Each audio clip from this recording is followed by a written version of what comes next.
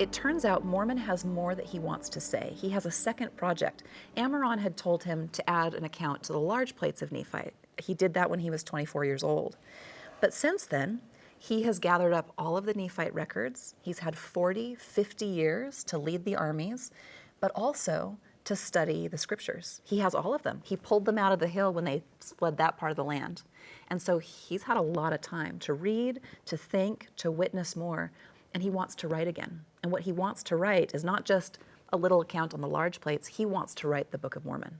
But listen to how he describes his work in chapter 6. Behold, I, Mormon, began to be old, and knowing it to be the last struggle of my people, and having been commanded of the Lord that I should not suffer the records which had been handed down by our fathers, which were sacred, to fall into the hands of the Lamanites, for the Lamanites would destroy them.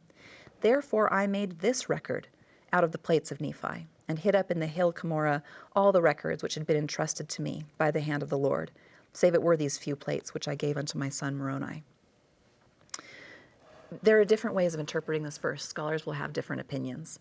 But to me, at least, it sounds like the Book of Mormon that we know, the whole abridged record, gets written down in these 4 years. He's had lots of time to think about it, make notes, plan an outline. He's clearly been thinking about this for much longer than 4 years.